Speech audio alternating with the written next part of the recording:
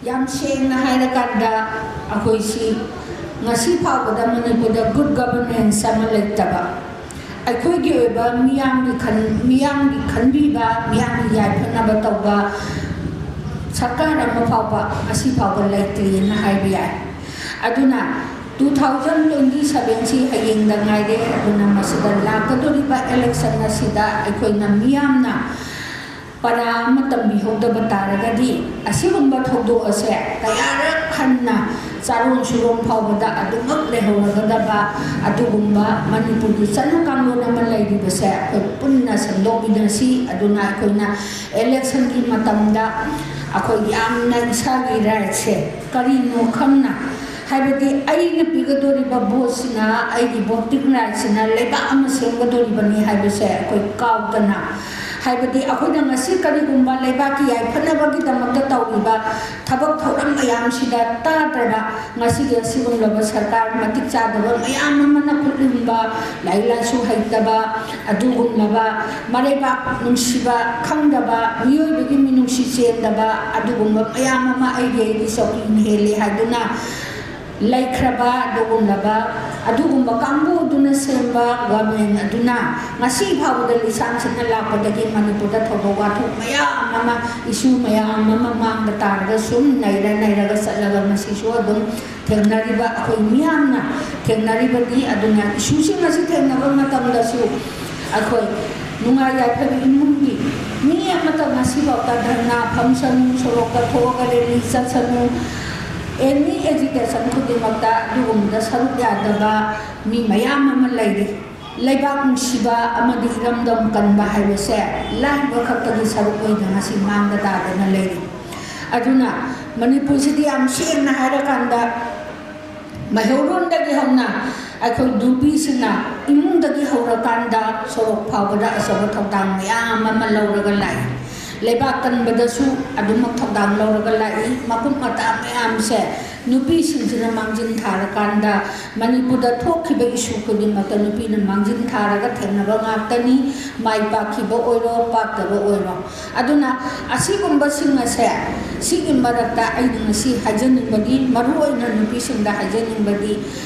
akoi vote ki matam da su nupi na mangjin tharakanda akoi aduba vote ki thabak thorom singa se mayam ama kendra khudimaki oina tawi adubo handaki lakadori ba 2027 gi election sidadi akoi na ngasi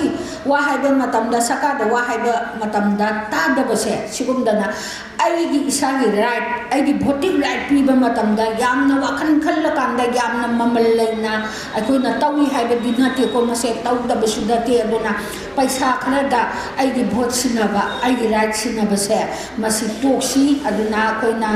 yamna mamal leina isagi right se mafam hamna sizinnarakanda afaba good governance sama leiba ngamnanaba tangdung letaba Manipur ama leiba ngamnanaba haurakadoriba saron suron isa isu singi afaba awon Manipur ama puraknaba honabada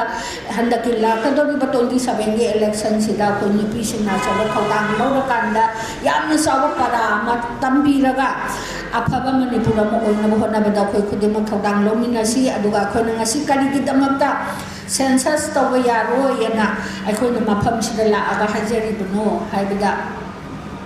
census de thingbadi yade aduma po hauji akogi Manipur se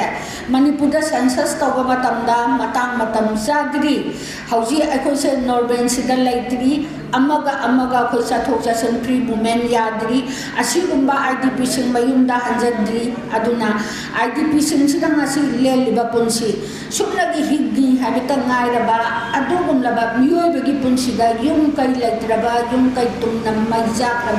masagi mamangda isagi imangda isagi imung manungi misiraba adugumlaba misingdura ngasi khangba mamakdaba mikupta IDP akoigi relief camp talagiba misingna matumda suicide tawraga sijaba adugi thak yauraba ngasi Manipur gi sigumba scenario asida census tawgani haibase baram sumcha chade census se matam khara defer tawbiyu akoi NRC hana tawbiyu aduga illegal immigrants se infraction se hana khandokpiyu haiba adugi sorban do puraga mafam asida lakjabani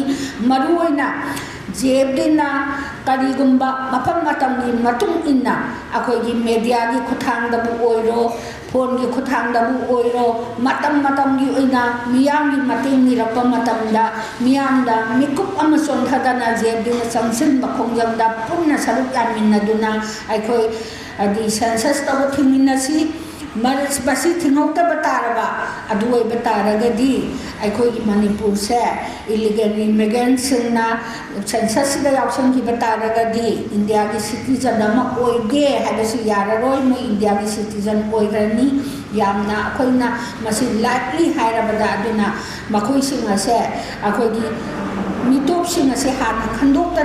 akoi census tawa yaroi habasi da sida letminna rakanda aikoi NRC hana tabiyo haiba kholau sinse laurakanda ngasi ma aikoi na mafam khudimata no NRC no census saiba kholau si puduna mafam khudimi sasaba sida aikoi na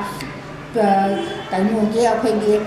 Mas April ki tang tarani thoida yamna sawa public meeting ama habadi miyang gi miphamna warik amal lawra kanda Manipur gi kachin ko ya sinba thungna lawtho ka doni ba adugumba mifam sida mifam du dasu ngasi gi tinbi ba khwai khudumana adugi mifam adu yabi rakanda miyang gi ba punna warik unna duna Manipur da census tawa matang sade habasida sida khoi punna letminna rakanda khongpham amatoina punna kholaw minnarakanda akoi iramdam Manipur se kannanaba honabada asoba thawdang lomina si haiba wapong khara si thamjaraga udam mapui kok nonjari. Thank you.